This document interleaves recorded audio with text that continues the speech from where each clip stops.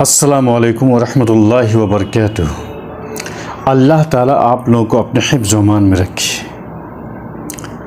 سوچئے ذرا کہ کسی کا بچپن سے ہی اگر باپ کا سایہ سر سے اٹھ جائے، احساس کیجئے کہ کسی کو اگر بچپن میں شفقت نہ ملے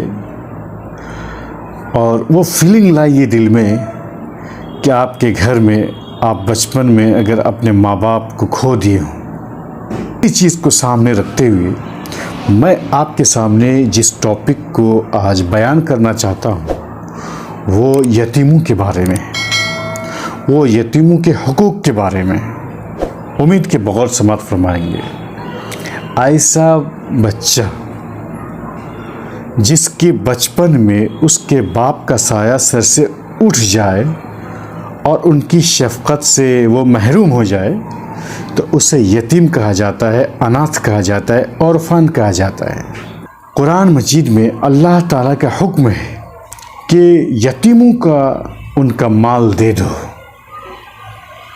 اور ان کے اچھے مال کو خراب مال کے ذریعے نہ بدلو، اور ان یتیموں کے مال سے اپنا مال ملا کر نہ کھاؤ اور پیو۔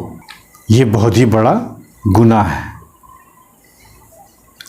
اللہ تعالیٰ نے بہت ہی مرسیفل ہے، بہت ہی زیادہ رحم والا ہے۔ اس نے کسی کو بے رحم و مددگار، بے یار و مددگار نہیں چھوڑا ہے۔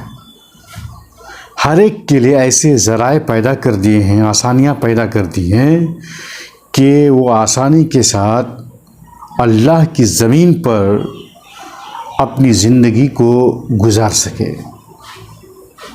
یتیم اور لاوارث بچوں کے حقوق بھی اسلام میں دیے گئے ہیں۔ ان کے کفالت کی ذمہ داری لینا ہی ان کے حقوق کی حفاظت ہے، اور ان کفالت کی ذمہ داری سے منہ موڑ لینا یہ اصل میں ان کے حقوق کی پامالی ہے اور بربادی ہے۔ یتیموں کا مال ناحق کھانا بہت بڑا گناہ ہے اور سخت حرام ہے۔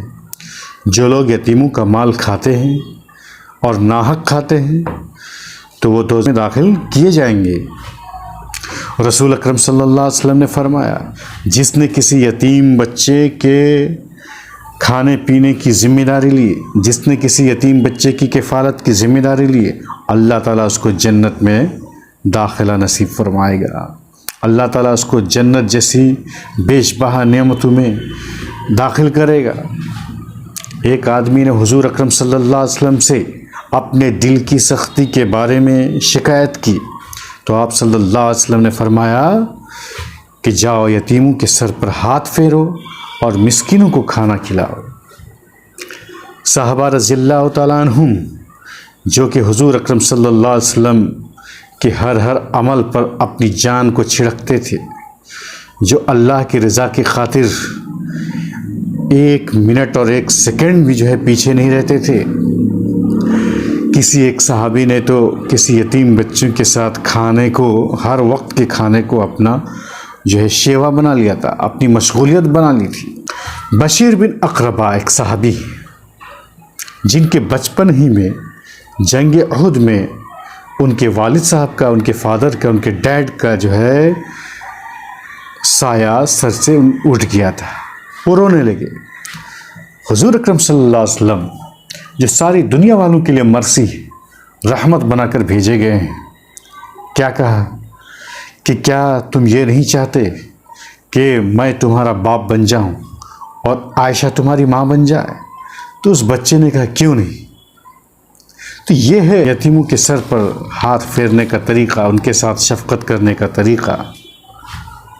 رسول اکرم صلی اللہ علیہ وسلم نے فرمایا، سب سے بہتر گھر وہ ہے مسلمانوں میں جس میں کسی یتیم کے ساتھ اچھا سلوک کیا جاتا ہو، اور سب سے برا گھر ہے وہ گھر جس گھر میں یتیموں کے ساتھ سب سے برا سلوک کیا جاتا ہو۔ اصل میں ہوتا کیا تھا، یتیموں کے بارے میں اتنا تذکرہ کیوں ہے؟ یہ وقت تھا جب حضور اکرم صلی اللہ علیہ وسلم کی نبوت سے پہلے زمانہ جاہلیت میں، جب کہ لوگ اسلام پر عمل نہیں کر رہے تھے یا اسلام کا پیغام ان تک صحیح سے نہیں پہنچا تھا، یا اسلام کی تعلیمات کو وہ بھلا چکے تھے۔ تو قبائل آپس میں لڑتے تھے اور یہ لڑائیاں برسہ برس تک جاری رہتی تھی، آپ کو معلوم ہے۔ ان لڑائیوں میں جو ہے باپ یا جو فادر کی شکل میں ہوتے تھے وہ کیا ہے مارے جاتے تھے، جس کی وجہ سے بہت سارے بچے یتیم ہو جاتے تھے۔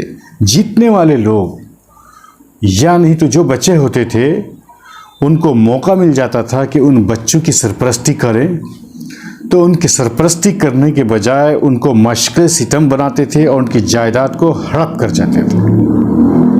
مسلمانوں کو حکم دیا گیا ہے کہ وہ یتیموں کے ساتھ جو ہے ہمیشہ اچھا برتاؤ کریں۔ حالات بدلتے رہتے ہیں۔ اسلام کا مکمل پیغام پہنچ جانے کے بعد اور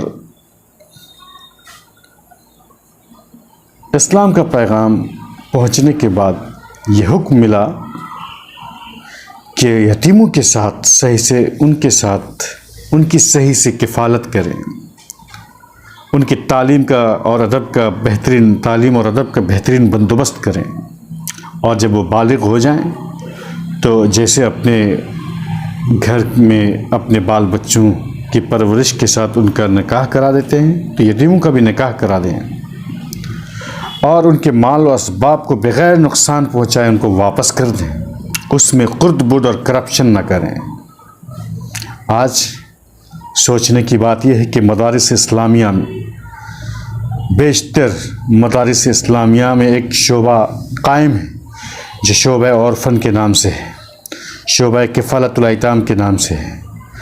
یہاں تو کرپشن کی اتنی بھرمار ہوتی ہے کہ وہ لوگ جو یتیموں کی فہرست میں نہیں آتے ان کو یتیموں کی فہرست میں ڈال کر ان کے فوٹو کو کھینچ کر کے شیوخ سے جو ہے پیسے اور دولت کو منگوایا جاتا ہے اور اس پر جو ہے عیش و عشرت کی زندگی گزاری جاتی ہے، اور وہ جو مستحقین ہوتے ہیں ان تک وہ فائدہ نہیں پہنچ پاتا ہے۔